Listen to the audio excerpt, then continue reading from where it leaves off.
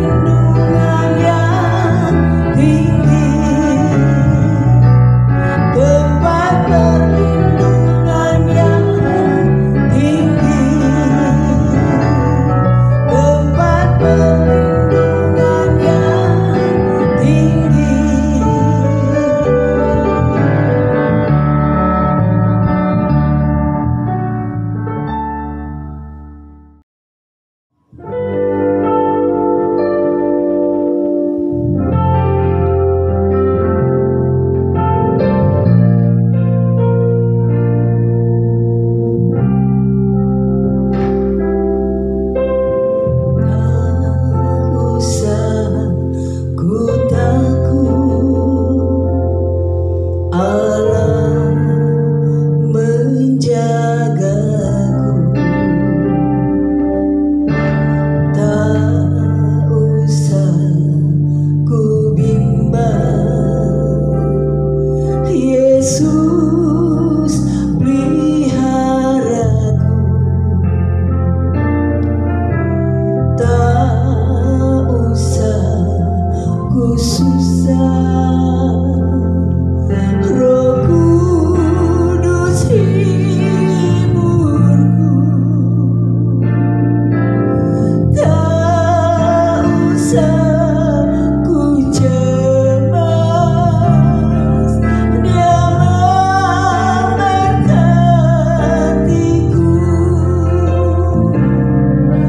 El Shaddai, El Shaddai, Allah Maha Kuasa. Dia besar, Dia besar. El Shaddai mulia, El Shaddai, El Shaddai,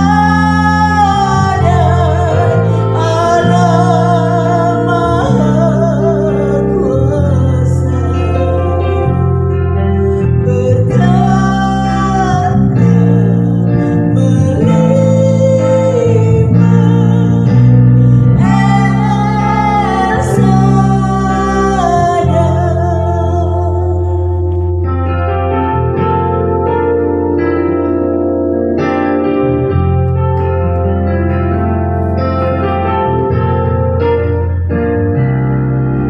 El Shaddai,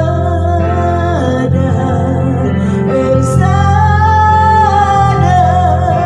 Allah Maha Kuasa. Dia besar, Dia besar.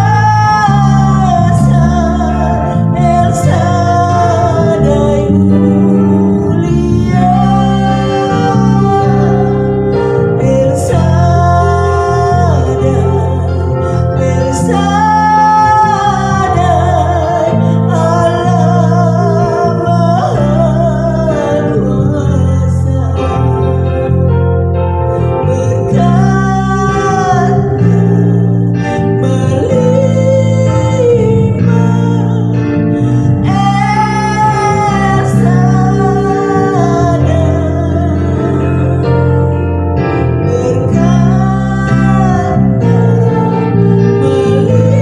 Berkatnya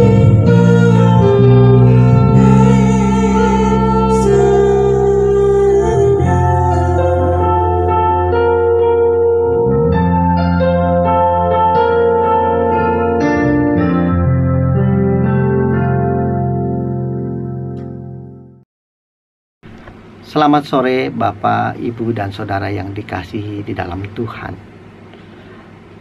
Salam sejahtera buat kita semua, khususnya Jemaat GPD Kopo Permai Bandung. Sore hari ini kita sama-sama akan belajar tentang kebenaran firman Tuhan. Tetapi sebelumnya kita akan berdoa terlebih dahulu. Mari kita akan berdoa. Bapa Surgawi, Engkau sungguh baik dan amat sangat baik. Sampai hari ini pun kami menikmati kebaikan-Mu, Tuhan. Tuhan, sebentar kami akan belajar tentang kebenaran firman-Mu. Berikanlah pengertian dan bukakanlah hati kami untuk mendapat kami menerima kebenaran firman-Mu. Urapi setiap firman yang kami dengar, dan mampukan kami untuk mengerti dan memahami isi hati-Mu. Tolong kami juga menjadi pelaku-pelaku kebenaran firman-Mu.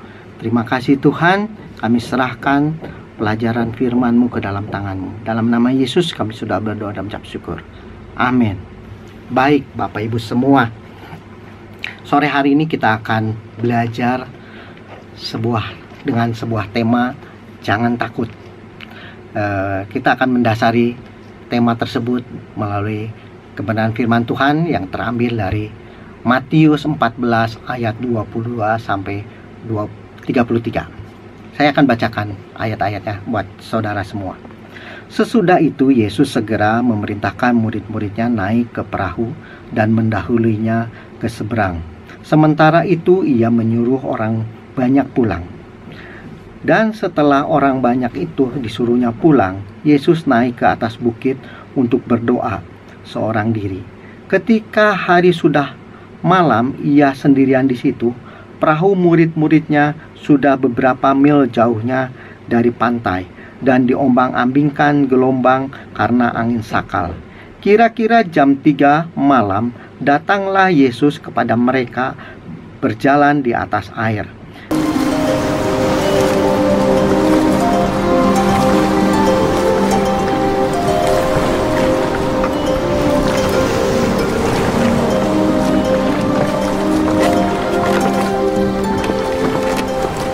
Be of good cheer.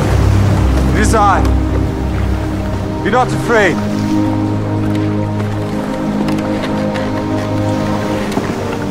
Lord, if it be thou, bid me come unto thee on the water. Come. Ketika murid-muridnya melihat dia berjalan di atas air, mereka terkejut dan berseru, "Itu hantu!" Lalu berteriak-teriak karena takut. Tetapi segera Yesus berkata kepada mereka, "Tenanglah, aku ini, jangan takut." Lalu Petrus berseru dan menjawab dia, "Tuhan, apabila Engkau itu, suruhlah aku datang kepadamu." Berjalan di atas air. Kata Yesus, "Datanglah." Maka Petrus turun dari perahu dan berjalan di atas air mendapatkan Yesus. Tetapi ketika dirasanya tiupan angin, takutlah ia dan mulai tenggelamlah. Lalu berteriak, "Tuhan, tolonglah aku."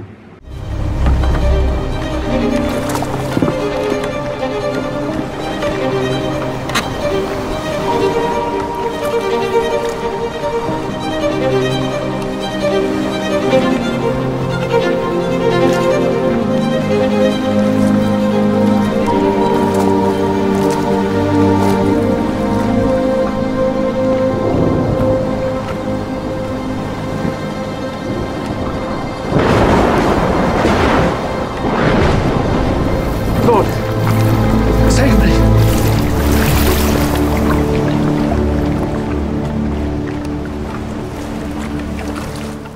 Segera Yesus mengulurkan tangannya, memegang dia dan berkata, "Hai orang yang kurang percaya, mengapa engkau bimbang?" Lalu mereka naik ke perahu dan angin pun reda. Dan orang-orang yang ada di perahu menyembah dia, katanya, "Sesungguhnya engkau anak Allah." Puji Tuhan.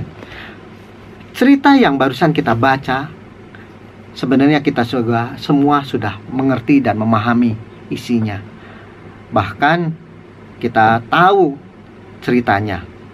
Tetapi, saudara, dari firman yang kita baca, ada hal-hal yang sangat khusus yang akan kita pelajari untuk sore hari ini, karena hal-hal tersebut dapat kita terapkan dalam kehidupan keseharian kita, khususnya dalam situasi saat ini di mana kita sedang menghadapi serangan virus COVID-19. Baik, kita akan mulai mempelajari satu persatu. Setelah Yesus melayani banyak orang dengan membuat mukjizat begitu luar biasa, dia berusaha ingin menyendiri karena dia ingin berdoa kepada Bapa di surga untuk meminta kekuatan dan dukungan dari Bapaknya. Karena Tuhan tahu dia sangat membutuhkan itu, kekuatan yang baru. Saya kira hal ini pun khususnya buat para pelayan, hamba-hamba Tuhan, orang-orang percaya. Kita harus memiliki waktu yang khusus untuk bisa berhubungan dengan Tuhan, seperti Yesus contohnya. Kita harus banyak berdoa, banyak menyembah Tuhan. Dan bahkan dalam situasi yang cukup menakutkan hari-hari ini, kita harus banyak datang kepada Tuhan. Puji Tuhan. Kemudian di ayat 24 sampai 26 kita lihat para murid sedang berjuang mengatasi gelombang yang terjadi akibat tiupan angin sakal. Dengan pengalaman mereka sebagai nelayan, mereka berusaha mengendalikan perahu supaya bisa berjalan dengan baik menuju tempat yang sudah ditentukan. Ya. Tetapi dalam perjalanannya, gelombang yang begitu besar, mereka sedang sibuk mengatur arah perahu. Tiba-tiba mereka dikejutkan oleh sosok pribadi yang datang menghampiri mereka. Dalam situasi yang malam gelap gulita, ada satu orang yang datang kepada mereka dan mereka ketakutan, sangat ketakutan. Bahkan mereka berteriak-teriak di dalam ketakutannya, "Itu hantu, itu hantu." Sungguh ketakutan yang terjadi membuat mereka tidak mengenal pribadi tersebut. Padahal pribadi tersebut adalah Tuhan Yesus sendiri, guru mereka sendiri. Dari peristiwa itu, kadang-kala kita dibuat tidak fokus kepada Tuhan Yesus. Malah kita lebih fokus kepada masalah yang kita sedang hadapi. Bahkan kita membuat kita lebih takut dengan masalah yang kita hadapi. Mereka lupa, murid-murid lupa, sebelumnya Yesus sudah membuat mukjizat, memberi makan 5.000 orang dengan 5 roti dan 2 ikan. Nah, dalam kondisi seperti itu, dalam kondisi ketakutan, Tuhan Yesus berusaha untuk menenangkan murid-murid dan berkata di dalam ayat ke-27, "Tenanglah, aku ini, jangan takut." Kondisi seperti sama dengan kita yang sedang kita alami. Kita takut keluar rumah, kita takut ketularan virus, kita takut segala hal. Tetapi puji Tuhan, Tuhan Yesus saat ini datang kepada kita semua dengan menyapa, "Tenanglah, aku ini, jangan takut." Puji Tuhan, puji Tuhan, haleluya. Dari sekian banyak murid-murid pada saat itu, hanya Petrus yang dapat mengerti suara Tuhan. Dia mengenal suara Tuhan Yesus. Sehingga Petrus dengan beraninya dia berkata kepada Tuhan di ayat 28, "Tuhan, apabila Engkau itu, suruhlah aku datang kepadamu berjalan di atas air." Dan Tuhan menjawabnya, Tuhan meresponnya, "Datanglah." Sebuah permintaan yang sangat luar biasa dari Petrus. Dia ingin menguji kebenaran, apakah betul-betul itu Yesus atau bukan. Akhirnya dengan penuh keberanian, Petrus turun dari perahu dan berjalan di atas air mendapatkan Yesus. Puji Tuhan, suatu hal yang sangat luar biasa. Tetapi kemudian kita melihat Petrus yang berada di atas air berubah fokusnya. Sebelumnya dia memandang Yesus, dia memperhatikan Yesus, tetapi ketika dia merasakan tiupan angin, dia melihat gelombang, akhirnya tidak fokus kembali kepada Yesus. Dan saat itu juga Petrus tenggelam ke dalam air. Seperti ini juga sering terjadi dalam kehidupan kita. Seringkali kita gagal fokus kepada Tuhan, sangat terpengaruh oleh masalah yang terjadi. Kita lebih memperhatikan keadaan yang terjadi di lingkungan kita, sehingga kita bisa tenggelam dengan masalah-masalah kita, seolah-olah tidak ada jalan keluar. Tapi syukur kepada Tuhan, Petrus cepat-cepat sadar dalam kondisi apa yang akan terjadi. Dia akan tenggelam, dia berteriak kepada Tuhan. Dalam ayat 30, "Tuhan, tolonglah aku." Dan dengan segera Yesus memegang Petrus. Akhirnya Petrus selamat dan Tuhan Yesus berkata dalam ayat 31, "Hai orang yang kurang percaya, mengapa engkau bimbang?" Ketika kita tidak fokus, bahkan menjadi bimbang, maka itulah yang membuat kita kehilangan harapan, seolah-olah tidak ada jalan keluar. Sore hari ini firman Tuhan yang kita pelajari bersama, ada beberapa hal yang kita dapat pelajari, khususnya untuk menghadapi situasi saat ini. Khusus semua orang di seluruh dunia ketakutan. Di Indonesia orang-orang ketakutan. Bahkan di kota Bandung sendiri mengalami ketakutan karena virus COVID-19. Terlebih lagi, kita banyak mendengar berita-berita membuat kita lebih takut lagi. Dengan kondisi seperti ini, hampir-hampir sepertinya kita kehilangan harapan. Puji syukur kepada Tuhan Yesus. Firman Tuhan yang kita pelajari memberikan kekuatan yang baru hari ini. Kita semua dapat dikuatkan, dapat diteguhkan kembali untuk menghadapi situasi ini. Dan bahkan kita bisa menarik kesimpulan dari pelajaran firman Tuhan hari ini. Ada beberapa hal yang saya dapat simpulkan. Satu, kita harus hidup dalam doa. Ya, kita lihat di dalam 1 Tesalonika 5 ayat 17. Firman Tuhan berkata, tetaplah berdoa.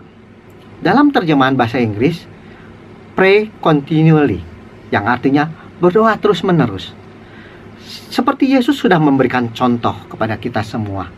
Dia menyediakan waktu untuk datang kepada Bapaknya di surga. Demikian juga kita harus berusaha menyediakan waktu setiap saat. Kalau kita bisa berdoa, datanglah kepada Tuhan dan berdoalah. Supaya kita bisa menaikkan doa-doa permohonan kepada Tuhan. Khususnya dalam situasi seperti ini, kita harus banyak berdoa. Yang kedua, tetap fokus kepada Tuhan. Ketika pandangan Petrus tetap tertuju kepada Tuhan, maka ia dapat berjalan di atas air. Dia berhasil mengatasi situasi yang ada. Oleh karena tidak bimbang, dia dapat berjalan di atas air. Jadi tetaplah fokus dan percaya kepada Yesus. Hal ini juga kita bisa baca di dalam Ibrani 12 ayat 2. Marilah kita melakukannya dengan mata yang tertuju kepada Yesus, yang memimpin kita dalam iman dan yang membawa iman kita kepada kesempurnaan. Hal yang ketiga yang harus kita perhatikan, yaitu lakukanlah perintah Tuhan. Di dalam 1 Yohanes 5 ayat 3, sebab inilah kasih kepada Allah, yaitu bahwa kita menuruti perintah-perintahnya. Perintah-perintahnya itu tidak berat. Petrus melakukan apa yang Tuhan perintahkan, untuk turun dari perahu sehingga dia dapat berjalan di atas air. Melalui apa yang Petrus perbuat, maka murid-murid yang lain mengerti dan mengetahui bahwa yang memberi perintah adalah Yesus. Sekalipun dalam kondisi sulit ini cenderung menakutkan, Tuhan mau kita dapat melakukan sesuatu, berbuat sesuatu. Misal membantu yang memerlukan, memberi pertolongan bagi yang membutuhkan. Tujuannya adalah untuk menjadi berkat buat yang lain. Inilah firman Tuhan yang kita dengar sore hari ini. Kita sudah belajar bersama-sama, bahkan kita sudah semakin diteguhkan, dikuatkan oleh kebenaran firman Tuhan. Kita supaya tidak takut lagi. Jangan takut, jangan takut. Ada Yesus. Tuhan Yesus memberkati.